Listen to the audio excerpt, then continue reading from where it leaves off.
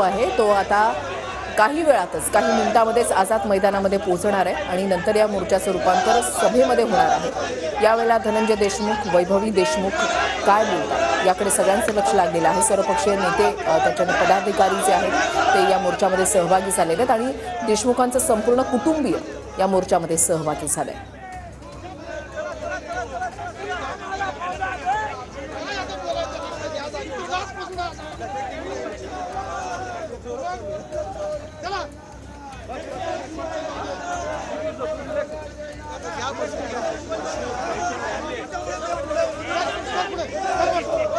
सर्वपक्षीय कार्यकर्ते आणि पदाधिकारी या मोर्चामध्ये सहभागी झालेले आहेत। एकच मागणी की सर्वच्या सर्व आरोपींना अटक केली जावी। कृष्णा आंधळे जो फरार आरोपी आहे त्याला सुद्धा लवकरात लवकर पकडावं, तुरुंगामध्ये टाकावं ही मागणी केली जाते। जो काही घटनाक्रम घडलेला आहे यानंतरची नेमकी भूमिका कुटुंबीय म्हणून तुमची काय असणार आहे? आम्ही न्यायाच्या भूमिकेत आहोत, तसेच सर्व समाज न्यायाच्या भूमिकेत आहे।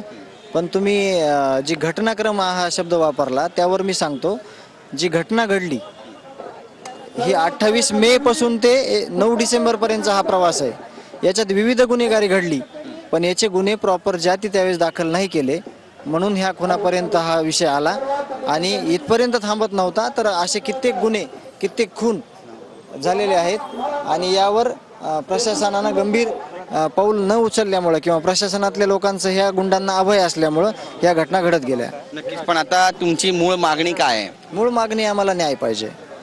आम्ही न्यायाच्या भूमिकेत आहोत, आम्हाला न्याय पाहिजे। नक्कीच, विराज आणि वैभवी सुद्धा या ठिकाणी पोहोचलेले आहेत आणि आपण त्यांच्याशी सुद्धा बातचीत करणार आहोत। जो काही घटनाक्रम घडला त्यानंतर तुम्ही आज मोर्चामध्ये सहभागी होतात, ताई काय भावना आहे तुमची? भावना हीच आहे की आम्हाला लवकरात लवकर न्याय मिळाला पाहिजे आणि जे कोणी आरोपी असतील त्यांना कठोरात कठोर कारवाई झालीच पाहिजे। पोलीस योग्य तपास करतायत असं